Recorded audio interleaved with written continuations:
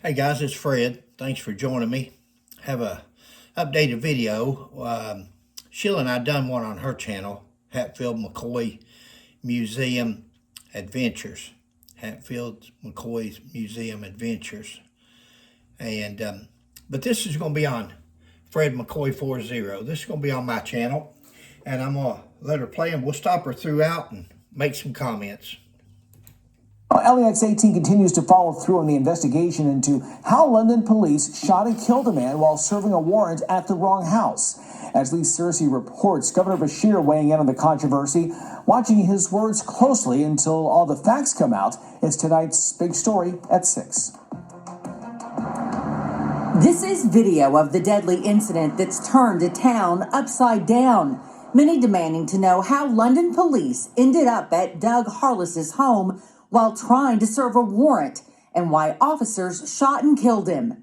At Team Kentucky, Governor Beshear was asked about the deadly shooting. That is a tragic situation that from the outside seems that it was preventable or avoidable. According to an affidavit for the warrant, officers knocked on the front door announcing themselves, then went inside and found Harless armed with a gun. The paperwork also states an officer told a KSP detective that Harless raised the gun, which is why police say they fired several shots. LEX 18 reviewed the neighbor's security video and found gunfire rang out just a minute and 40 seconds after officers began walking towards Harless's front porch. A minute and 40 seconds, guys, from the time the officers started walking towards the front porch. Take your, go to one of our first videos on Sheila's channel and put your stopwatch on it. If I remember correctly, it's about 40 seconds from the time they beat on the door and hollered something, police presumably, and kicked the door in. 40 seconds. They say it's a minute and some seconds, 40 seconds, when they started walking towards the house. Let's don't count walking towards the house, because walking towards the house, Mr. Harless is in bed asleep. He don't know anybody's walking toward his house. He don't know anything until he hears beating on his door, and all of a sudden the door is kicked in 40 seconds, around 40 seconds later. Governor says very tragic. Team Kentucky. Wow.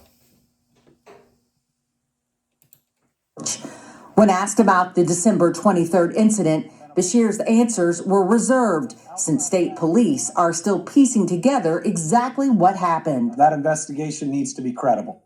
They fall under the Justice Cabinet. Well, if it needs to be credible, Governor, you probably want to get the Attorney General's office or somebody with more credibility than the Kentucky State Police, or you haven't read Doug Asher's book, The Big Gray Cover-Up, which used to be a lieutenant colonel with the Kentucky State Police and the captain of Post 11 in London, Kentucky, Laurel County, where all this has taken place. If you want it to be credible, you may want to get another law enforcement agency to do the investigation. Which falls under me, so I want to be careful. When the investigation is complete, LEX 18 has... Which falls under me, he says. Falls under the governor, exactly. And that's a political position. A lot of politics in this story here. So I wonder how the outcome's going to be when you're dealing with politics, and it falls under him. Has learned the findings will likely be presented to a Laurel County grand jury to decide where the case goes from here. Lee Searcy, LEX 18 News. Guys, it's Fred. Thanks for joining me. I'm just hoping that the Laurel County grand jury, those 12 people that's sitting on that grand jury, realize that there's going to be a tremendous weight placed upon them. They are going to be the ones that are either the fall guys, the victims, or the heroes here. Are they going to go on the side of politics? Are they going to go on the side of what they're told without any questioning? Or are they going to use their grand jury investigative skills, abilities, and powers to subpoena witnesses, to interview officers, to do all these things before they make a call of no true bill, or if there's indictments. Investigate it. Because when it's all over with, if it's a no true bill and nobody's held accountable, they're always going to use the grand jury as their scapegoat. The grand jury, it's their fault. We took it to them. It's their fault if they didn't indict. It's their fault if they didn't investigate. So don't let it be put back on you, and you be the one holding the bag at the end of the day. Ask questions, inquire, be inquisitive. Don't believe everything you're told. Just because somebody's wearing a nice uniform, big shiny badge, gun belt on, that don't make them truthful anymore.